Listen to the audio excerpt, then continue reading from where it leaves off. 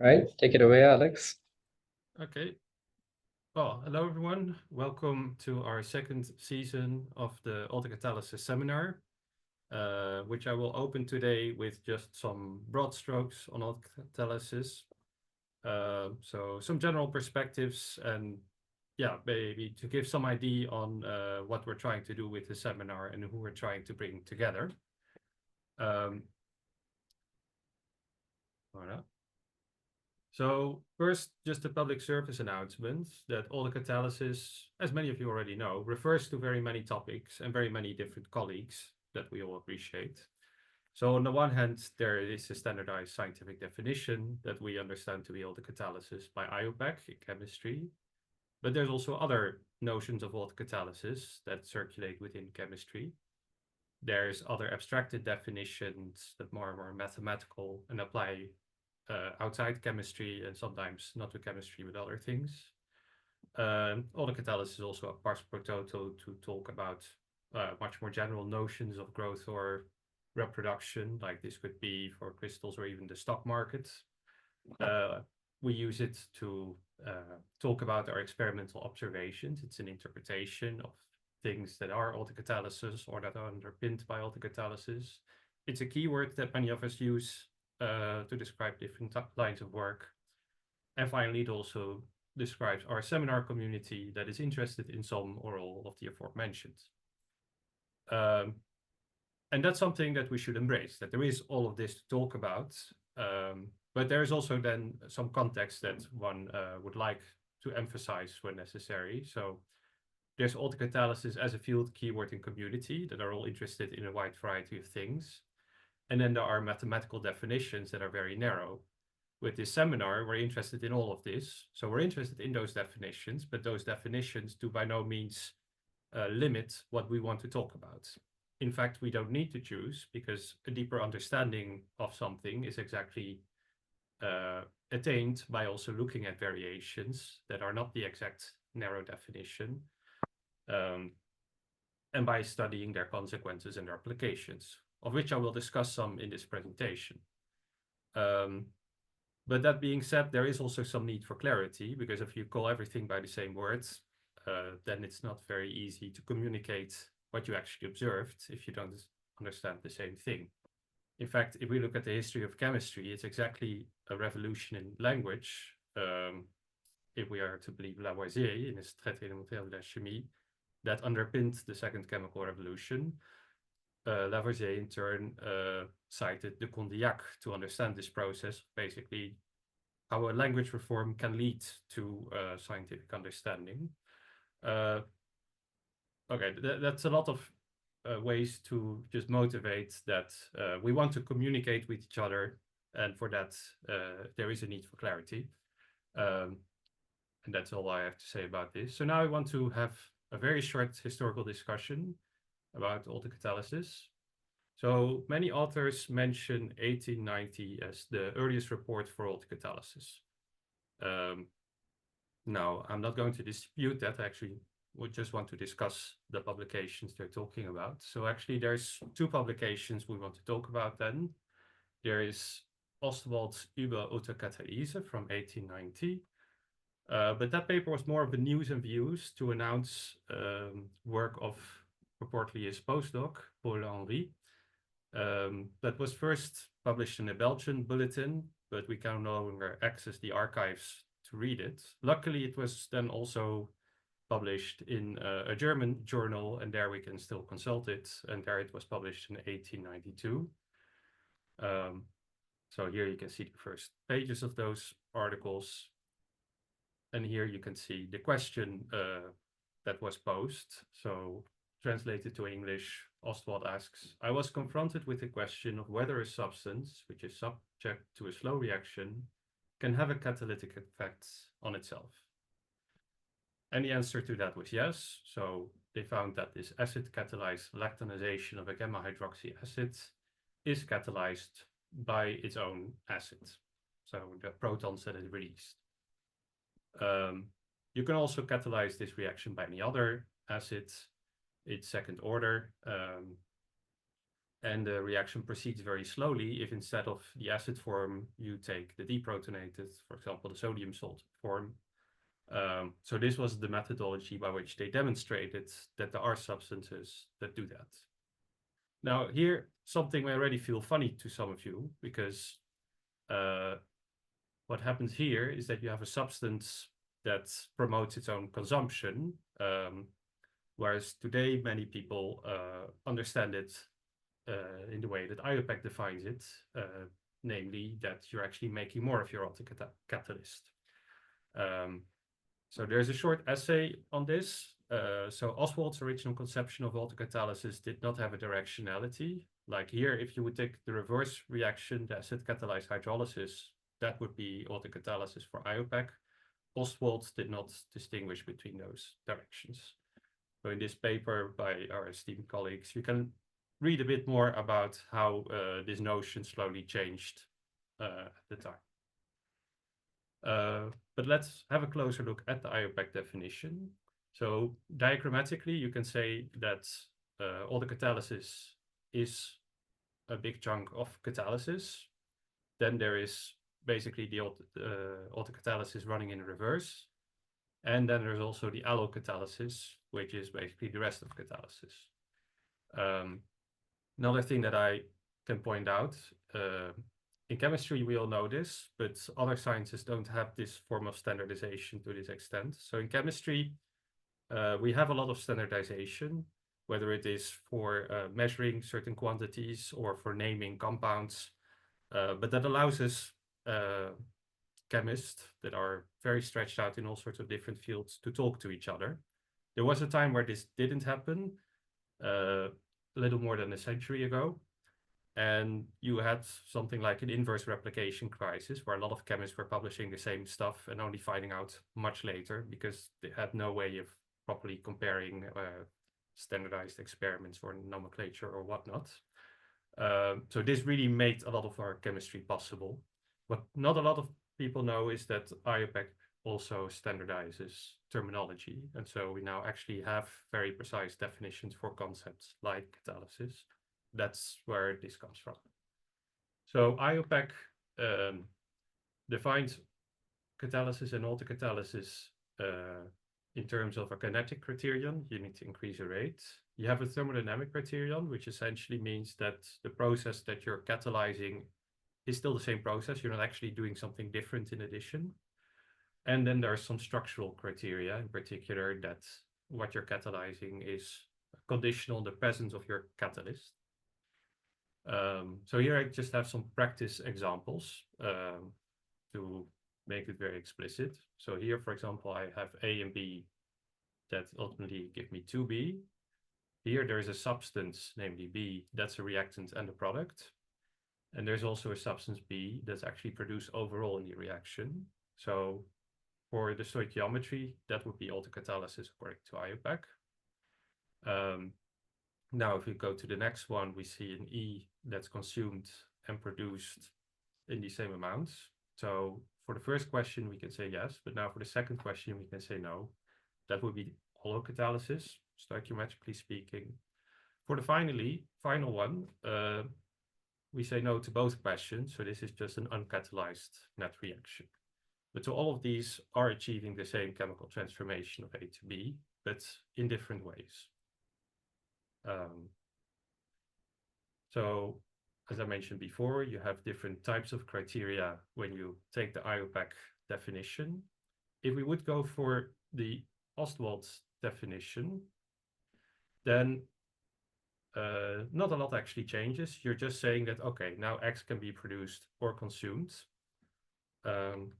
This simplifies things. So this diagram that I showed you before now exactly is cut into autocatalysis and allocatalysis. So it's very neat. So some think that maybe we should move towards this definition. And this would be an elegant argument to do that. But then people do understand a lot of autocatalysis as being the forward one. So that's an interesting discussion.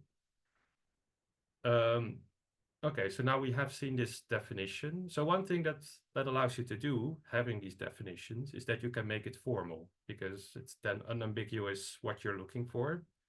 And so different authors, here I just named 3 publications, but there's many more, have formalized autocatalysis in reaction networks under different assumptions. And that allows you to, for example, find your autocatalysis and find further results on them. So just to have a bit of math in the presentation, you could, for example, take your reactions and now look at the coefficients of the species and put those in a matrix. We call that a stoichiometric matrix. Now, the assumption that I like to use is that reactions and products do not overlap. I call this non-ambiguity. In chemistry, this is trivial. You can always introduce an intermediate in your description, and then this is true. But so then you can also make this nice hypergraph representation. So this is what we use in this approach.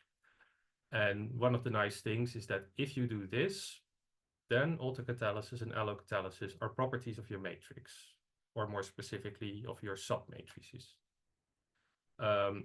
So here, just a quick slide that I won't dwell on now, but basically that shows you that you can have some more formal matrix properties and network properties that correspond to the IUPAC definitions. And some nice consequences is that now actually we can reduce autocatalysis to substructures. There are really cores to catalytic and autocatalytic behavior.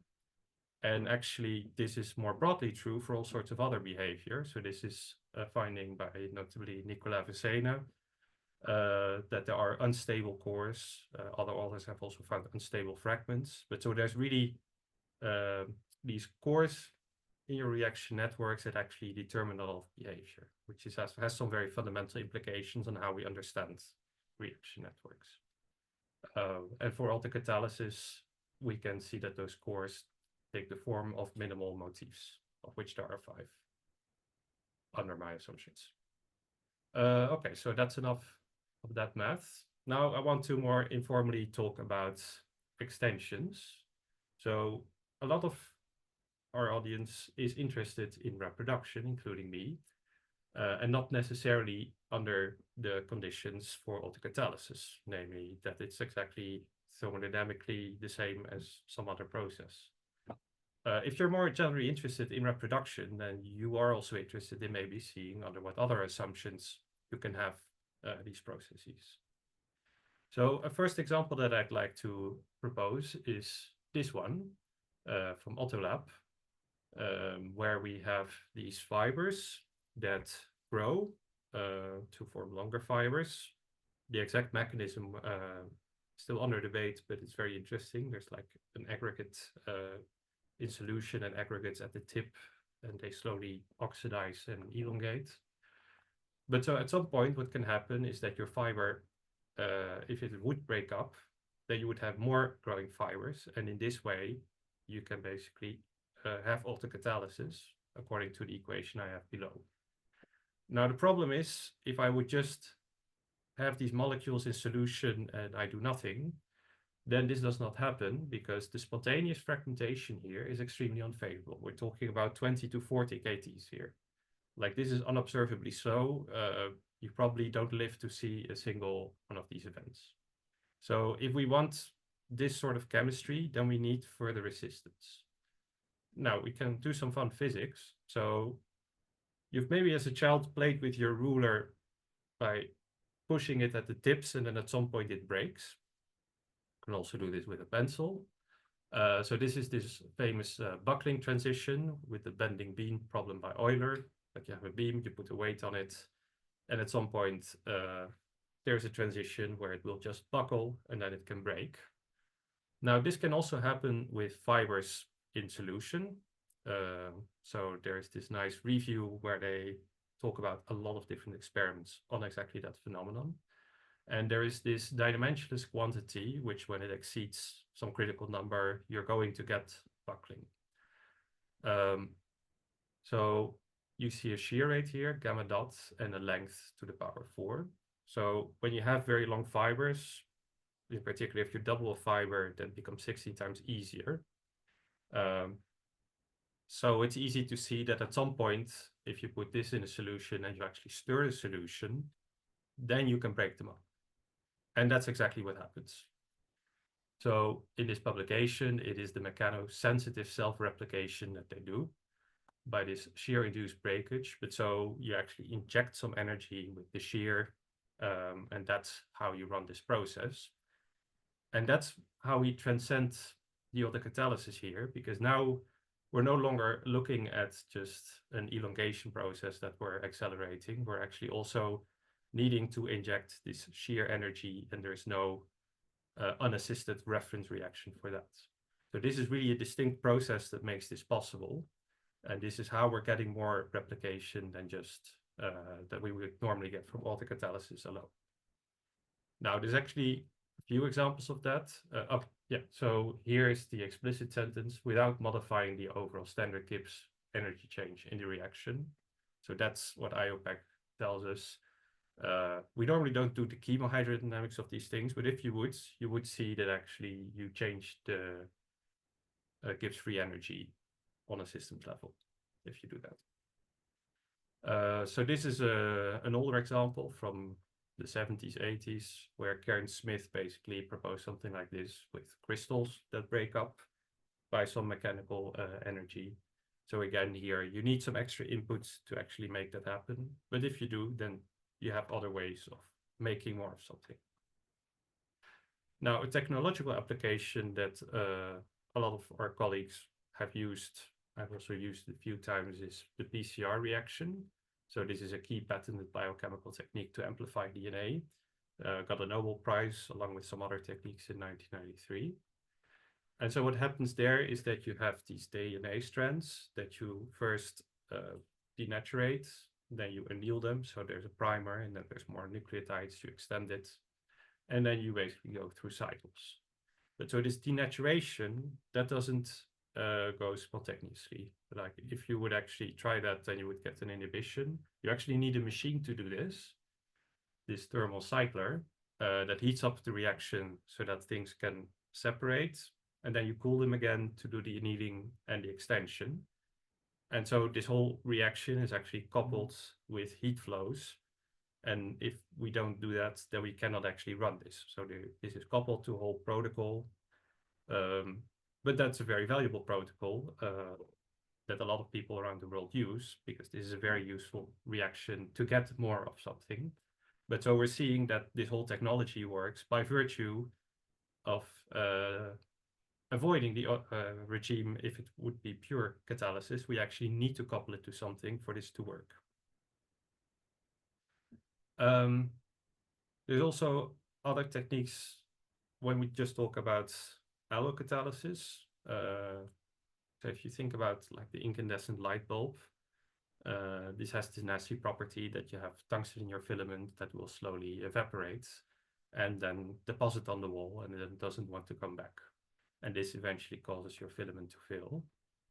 If you look at the halogen lamp with a halogen regenerative cycle, what happens now is that your tungsten atoms, they will encounter halogens, actually also oxygen, to form complexes. And these complexes, they preferentially come back to your tungsten filament and deposit at your wire. So stoichiometrically, this looks like allocatalysis.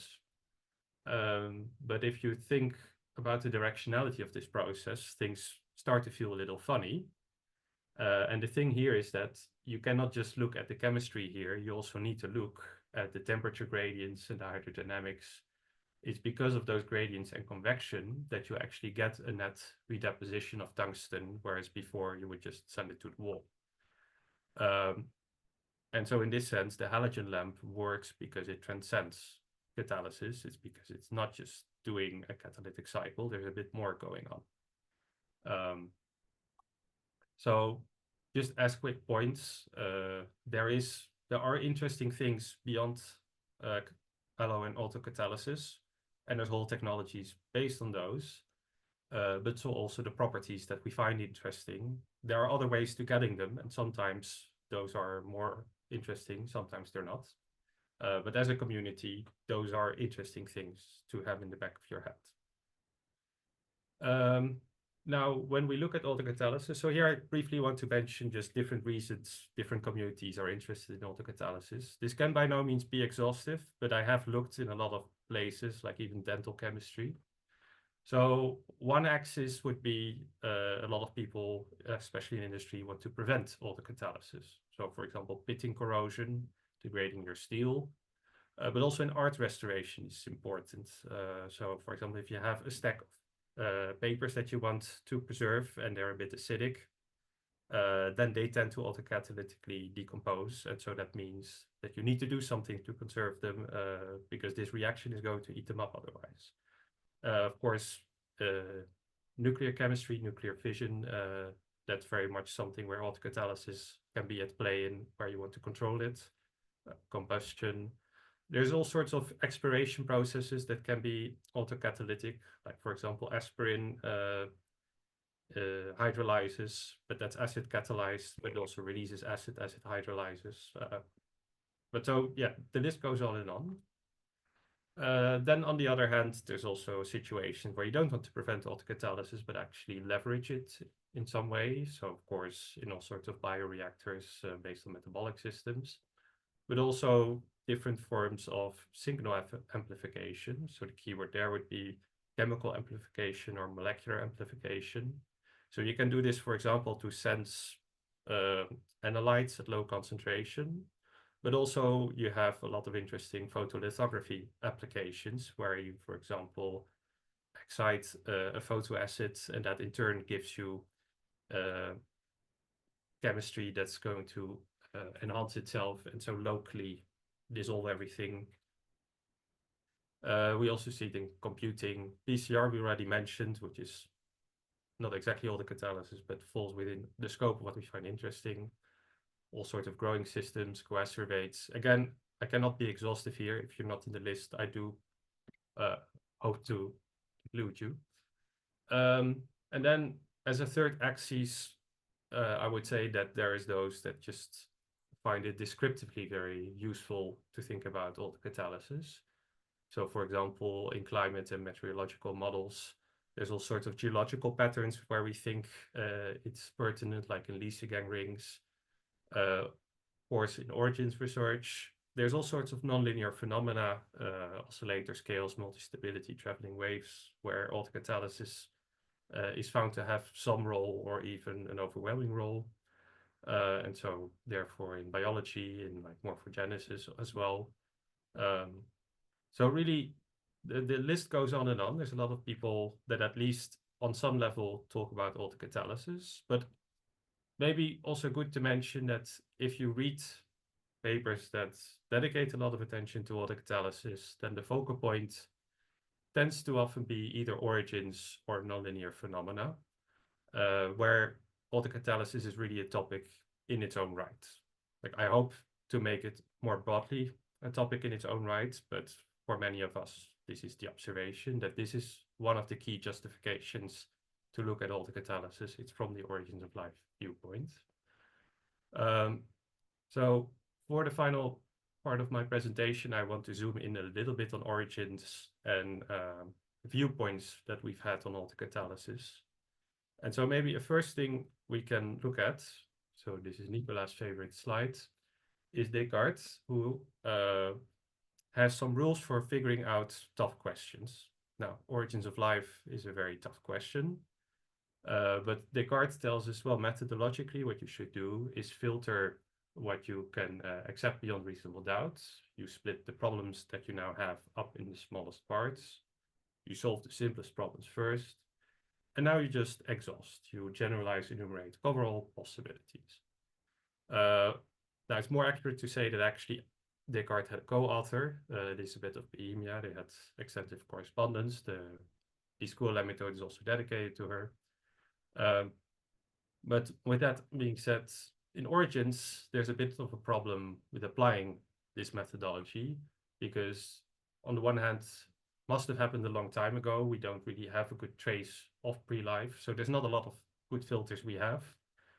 And at the same time, yeah, you can think all sorts of interesting things and our imagination seems to be inexhaustible. So how are we going to do any of this? Well, the methodology in origins is something else for now.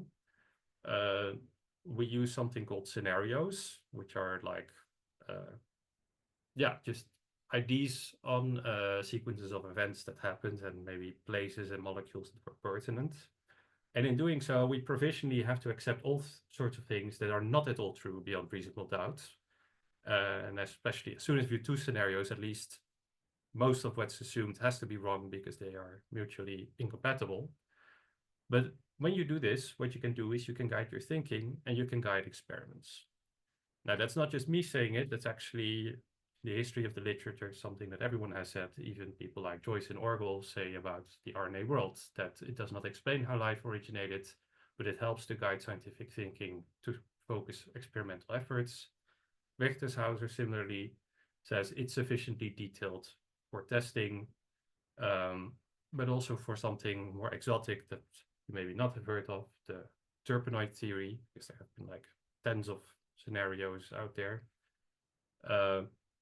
Like all evolutionary theories, it cannot be tested directly, but this suggests a multitude of experiments. So in a way, this is then the scientific model that we have in Origins, that you have some of your basic knowledge, you have some basic assumptions, you use those to make scenarios, and then from those you get testable hypotheses. And in doing that, you learn a lot of new things, and with that, you can start making new assumptions, revise your old ones, and get a lot more of the basic knowledge that informs those. And so hopefully one day we'll actually have so much knowledge and so good assumptions that we can solve the problem or shift methodology. But so if you read the literature of the last 100 years and you look for it, then you can actually see that it's rife with all sorts of provisional assumptions, sometimes stated explicitly, sometimes not. But so in particular, there's a very important one on autocatalysis that was made very explicit in the 1970s. So Limontin wrote that basically everyone in Origins until now has believed that there was no autocatalysis or barely autocatalysis, and that also precluded early evolution. In fact, this is how he interprets the work of operin, that operin basically needed properties like self-reproduction to emerge, and for that he needed coacervates because he didn't think that autocatalysis or reproduction would occur on a smaller scale, that that's basically an emergent property. Yeah, here are some other claims. So these are all things that basically inform these scenarios, and then at some point we may be able to actually see if they're correct or false. Now, with many of these, they actually turned out to be false. But I want to come back to this idea that autocatalysis is extremely rare. And I want to point out that actually, if you read the literature, you can see that this was very central to motivating all sorts of ideas. So for example, here in Frank 1953, you see this very interesting opening section where he is talking about autocatalysis being so rare as a property, and indeed requiring a certain complexity to have this property. Let's see, so what does he say? Defining property of a living entity is that it can reproduce itself. If we're looking at molecules, the complexity needed, complexity of having this essential property of life is likely to be great enough to make it highly improbable that it has a center of symmetry. So basically he's saying that autocatalysis is super rare, but once you find a molecule that could actually do this, well, then it's probably a very complicated asymmetric molecule, and voila. And so this is one way to look at homochirality. Now, this is an interesting assumption, but also what you see here is that Frank here assumes that autocatalysis is a property of a molecule rather than a reaction network, which is something that we today view very differently. But what you also see is that actually very many ideas in Origins are in one way or another motivated by autocatalysis being rare. So for example, for a lot of metabolism ideas, you're seeing that by having autocatalysis being rare, if you still need this property, there are only a few of these processes that you need to postulate, and then you can more easily argue for a process being deterministic. Similarly, if there's very few transitions, then you can easily say that you want something very parsimonious. But so also what you see is that some authors claim, okay, then we need to get it from somewhere. So we need some combinatorial explosion of species and reactions so that at some point some autocatalysis pops up. And this is exactly what Kaufman at some point has argued in terms of lipids, what Lancet and Segre have exactly argued for initially. I'm sorry, he did with peptides. Lancet and Segre did it for peptides, then for lipids. Of course, in RNA first, genes first also argues from a combinatorial explosion point of view. But so all of this is basically motivated by rare autocatalysis. Now, today, this postulate is increasingly being abandoned. People are a lot better now at making autocatalysts, and in systems chemistry, it's becoming very popular. Also, there's actually abundant examples of autocatalysis in the literature. And I should say that in origins, we're actually obsessed by this property. Most fields are not. So if you want an extensive review on autocatalysis in all of chemistry, that still needs to be made. But most fields are not obsessed like us with this property. So we're going to have a hard time actually really gauging how much there is. But yeah, if you do the systematic search, then you'll find that there's much more than discussed here. Another counterpoint is that actually a lot of autocatalysis does not emerge in your homogeneous, well-stirred tube, but in, for example, very different circumstances, for example, under spatial heterogeneity. So this is, for example, if I take this reaction, but I now perform it in two compartments and I couple them by diffusion, now I have an autocatalytic core, whereas in the single compartment, it's forbidden. But also all sorts of interesting electrochemical processes or processes occurring among multiple different phases with different chemistries will make it a lot easier to do autocatalysis in a way that you cannot conceive of if you're thinking in terms of a single homogeneous solution.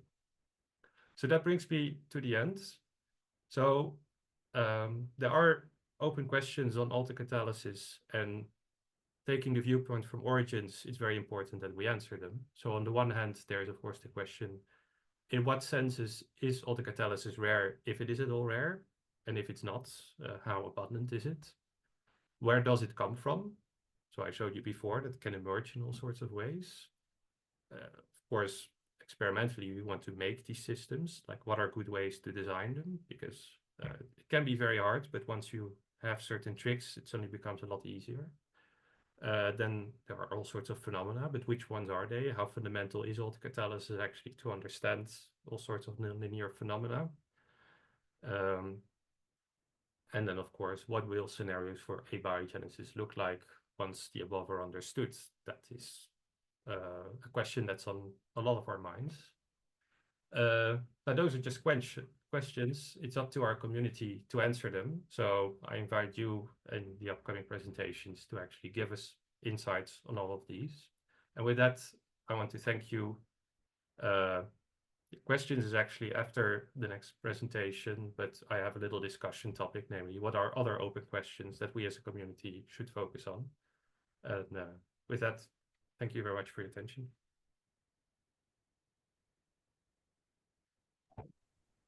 Thank you very much for that, Alex. There's any questions for Alex? Yeah, if not, then I think we're slightly running late, and there will be discussion after the next talk. So yeah. Maybe I should stop recording.